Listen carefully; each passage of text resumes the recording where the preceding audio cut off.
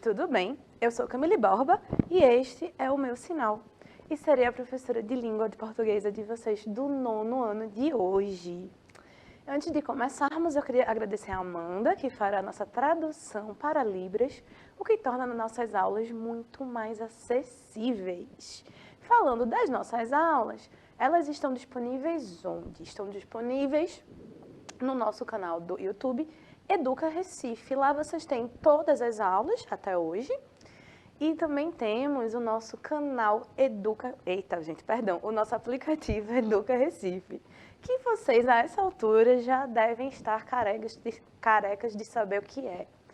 Mas, caso vocês ainda não possuam, baixem tanto pelo QR Code aqui na tela, quanto nas lojas de aplicativo. E uma das melhores coisas do aplicativo é justamente o chat, que é o canal de comunicação, é onde a gente consegue fazer uma troca, né? E hoje quem faz nosso chat é a nossa maravilhosa professora de língua portuguesa, professora Adriana. Vamos lá dar um oizinho para ela. Olá, meus amores, tudo bem com vocês? Estamos aqui juntos, tá? Então, eu já vi que temos alunos aqui. Vitor já deu bom dia. Fica aí, Vitor, ligadinhos. Vamos juntos nessa. Oi, Vitor, um beijo enorme para vocês. Espero que vocês gostem muito da aula de hoje. Porque hoje a minha proposta é que a gente continue discutindo sobre o Dia da Consciência Negra. Tanto que eu pus esse nome assim, bem, né, acadêmico. Dia da Consciência Negra, provocações e reflexões. Por quê? Para a gente continuar discutindo a importância da data, a importância de se pensar as consequências do racismo na sociedade. É um momento para a gente discutir a importância de garantirmos espaços para pessoas não brancas também, tá? E aí a minha proposta é que a gente continue a falar sobre o Dia da Consciência Negra. Que a gente lembra que o quê? Que é comemorado, né? A data escolhida foi dia 20 de novembro. E a gente já falou um pouquinho sobre as origens, sobre o porquê da data e sobre a importância. Mas vamos continuar, vamos revisar alguns dados, tá? Ó, em 2018, dados que nós vimos na aula passada, apenas 4% dos políticos eleitos para o legislativo autodeclararam-se negros. Então, veja. Eita, gente, perdão, era para o executivo, tá? Somente 65 dos 1.626 eleitos para o legislativo declaravam-se negros. Então, você tem uma porcentagem muito pequena de representantes políticos não brancos, ou negros, no caso, né? Porque a gente também tem os indígenas.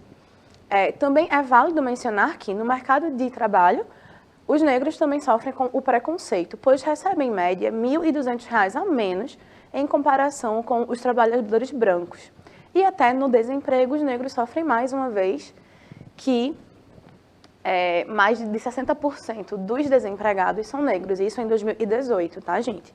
Os dados atuais devem ser sensivelmente diferentes, mas mesmo que sejam números maiores, ainda assim são números inexpressivos.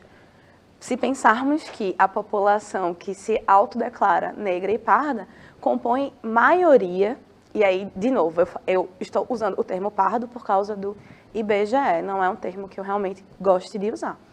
Mas se a gente pensar que a maioria da população brasileira autodeclara-se como negra ou pardo, esta realidade não é representada onde? Nas esferas de poder. E aí vocês lembram que eu havia dito que as relações, elas são pautadas por poder, né? As nossas relações, elas são atravessadas pelas relações de poder. E essa representação, como você pode pensar talvez em algo, em uma situação específica, se a sua realidade é tão distante dessa realidade específica que você pode consertar?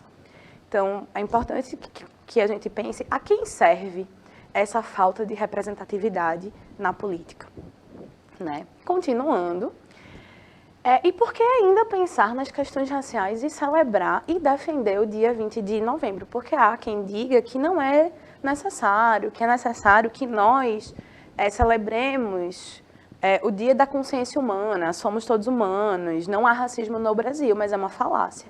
Falácia quer dizer mentira, um pensamento não verdadeiro, né?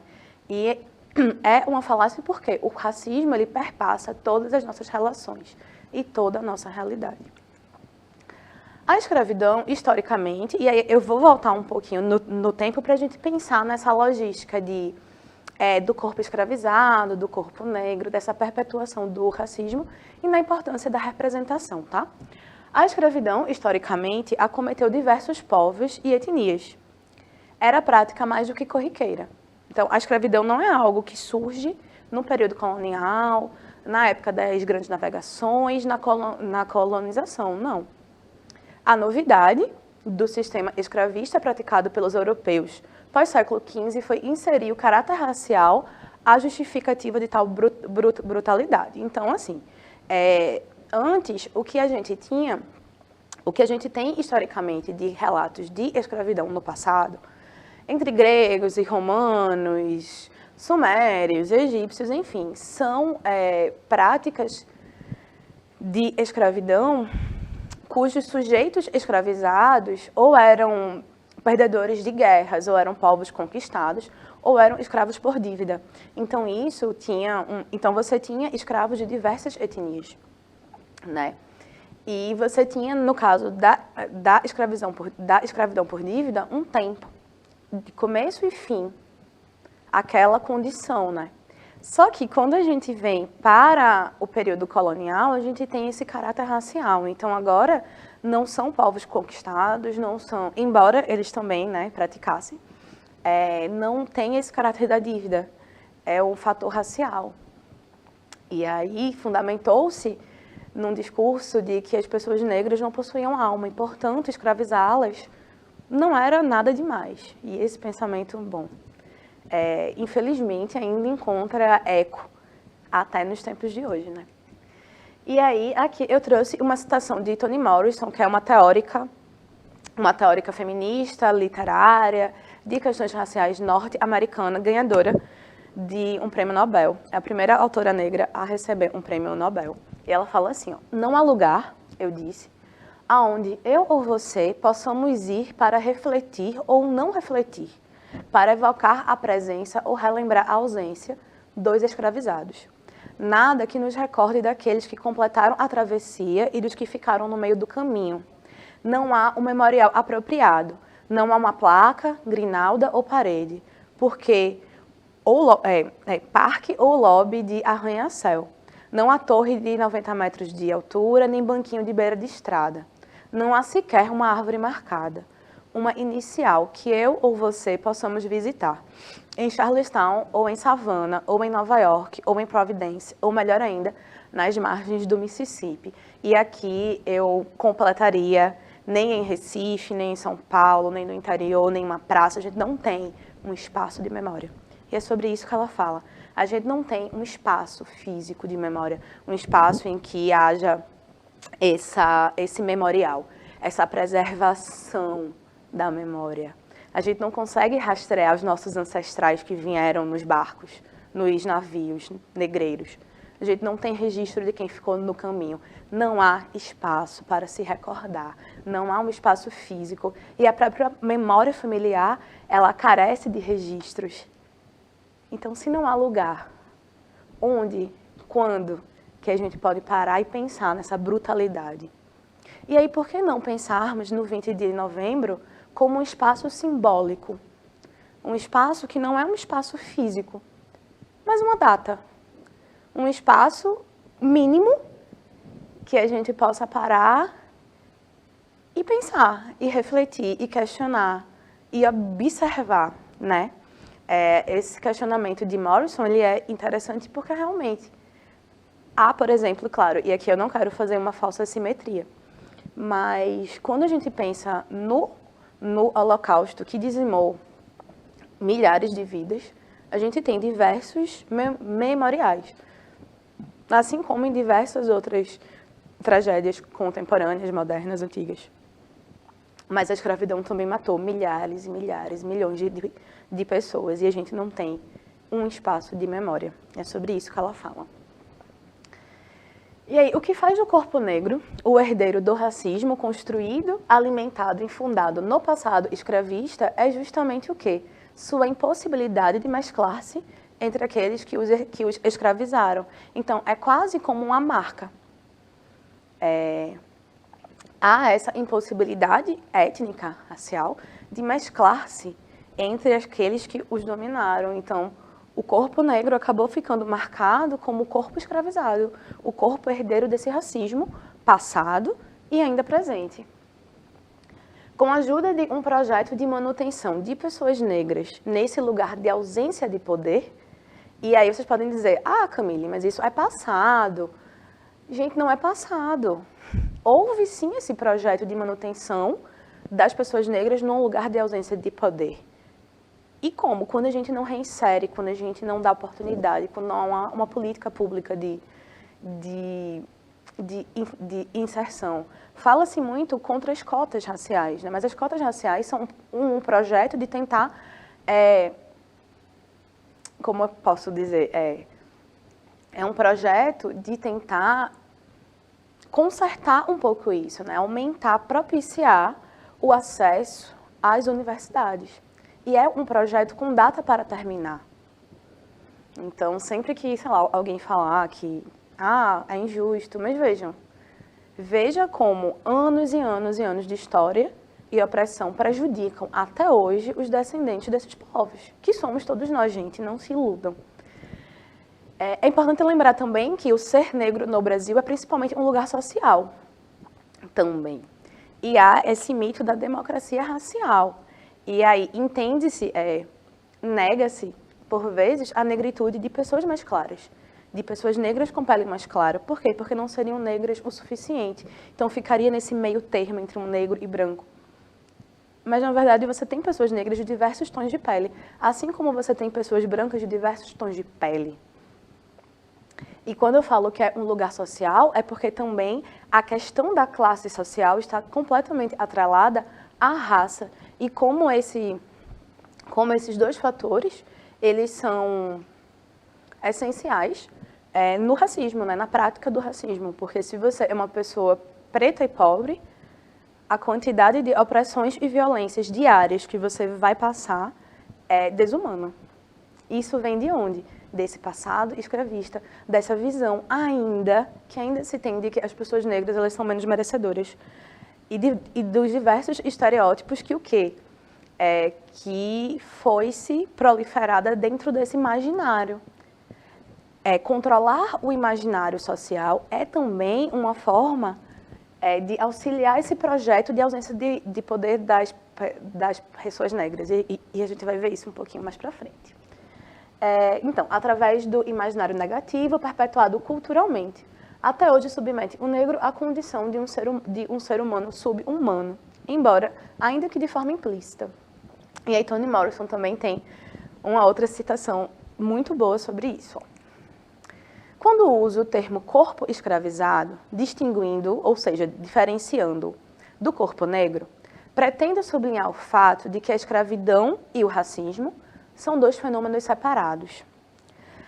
As origens da escravidão não são necessariamente, ou mesmo em geral, racistas. Comprar e vender pessoas é comércio antigo. É provável que não haja ninguém neste auditório, isso porque esse trecho é de uma fala dela, de uma palestra que ela deu, cujos ancestrais ou dentro de cuja tribo não tenha existido escravizados. Se você é cristão, contaram-se escravizados entre os seus. Se é judeu, contaram-se escravizados entre os seus. Se é muçulmano, os escravizados lhe dizem respeito. Do mesmo modo, se seus ancestrais são europeus, eles também viveram sob a servidão da Europa Oriental. O arrendamento feudal na Inglaterra, na Europa Viking, na Espanha visigoda, ou em Gênova, ou na Veneza, ou na Florença dos séculos XV e XVI. A maior parte da população da Roma Antiga e da Grécia, todas sociedades escravagistas deliberadamente construídas. A Gana medieval, o Mali, os reinos de Daomé e de Ashanti.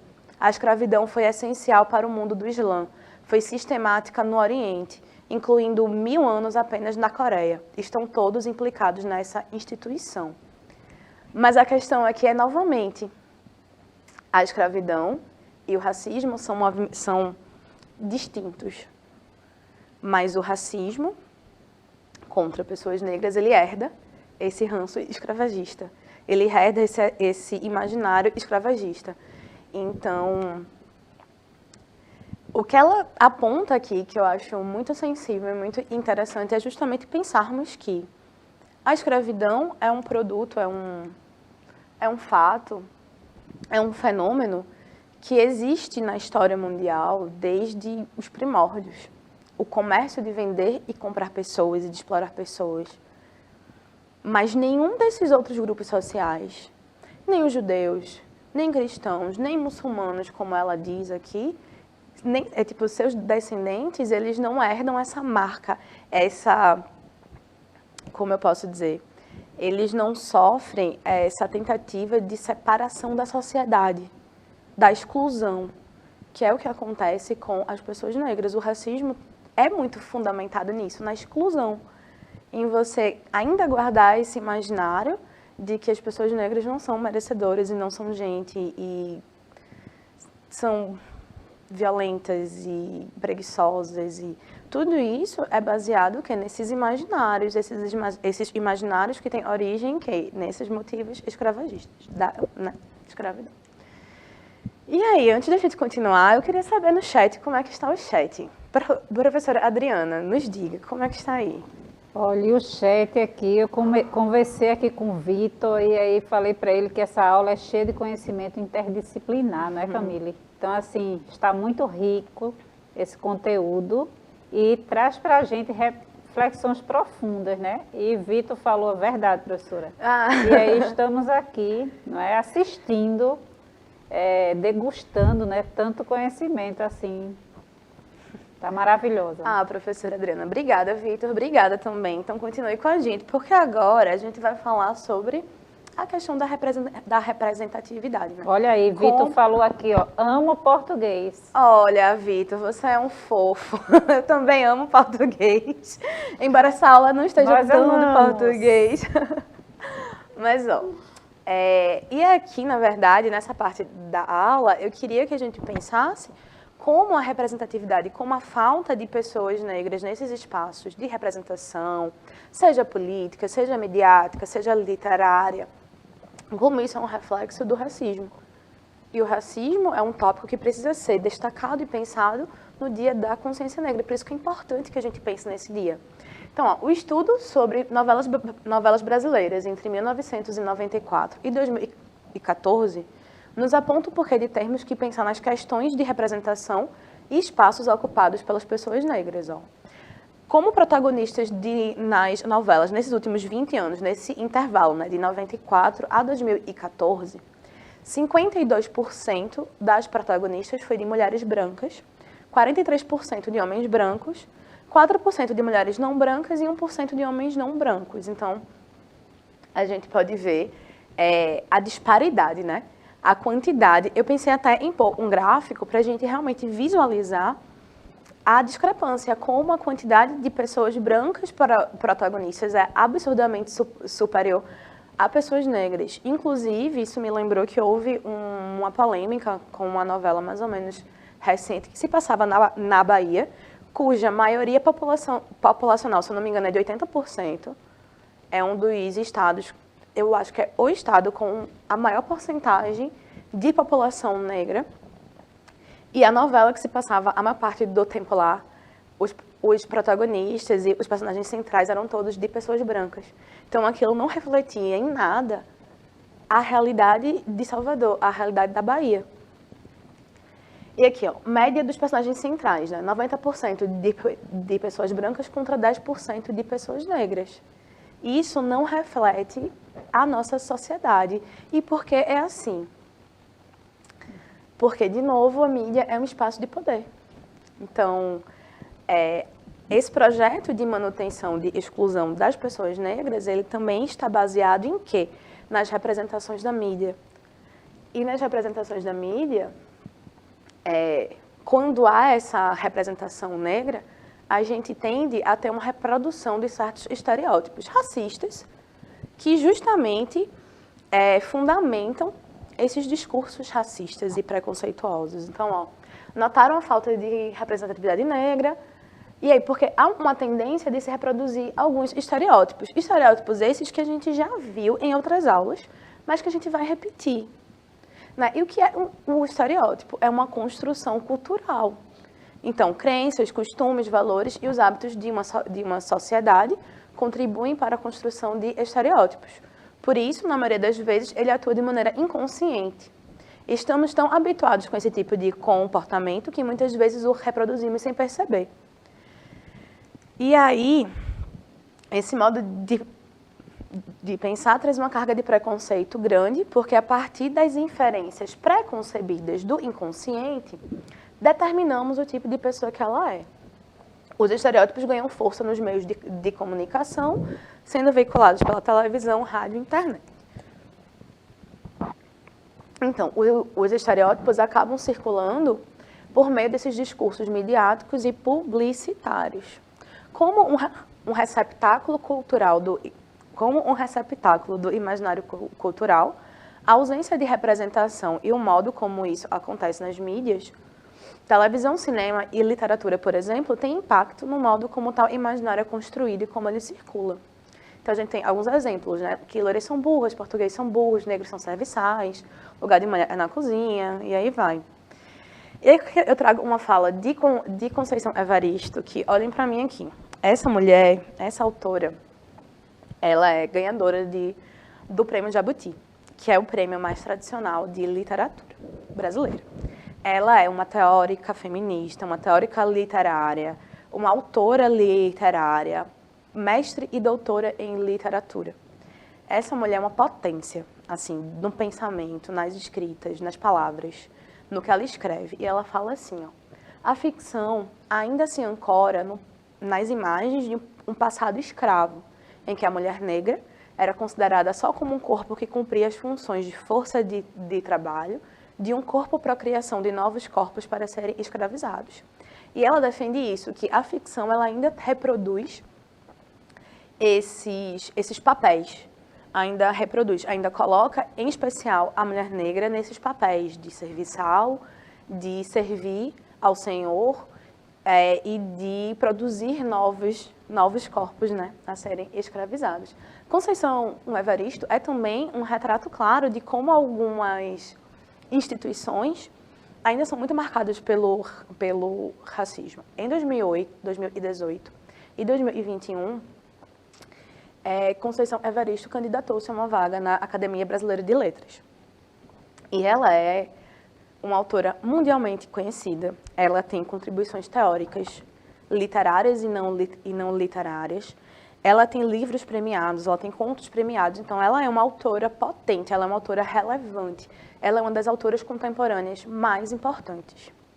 Mas, ainda assim, Conceição Evaristo perdeu em 2018 para um cinegrafista.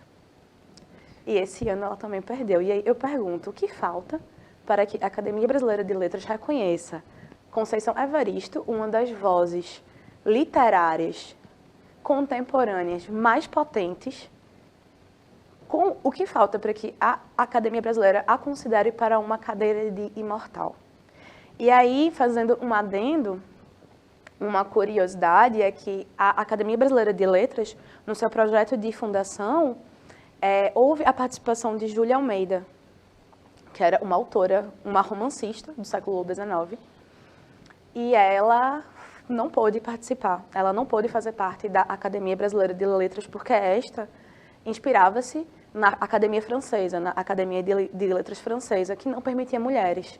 Então, Júlia de Almeida, que idealizou, juntamente com Machado de Assis e outros fundadores, a Academia Brasileira, teve a sua cadeira negada e, na verdade, quem ocupou a cadeira que deveria ser dela foi seu marido.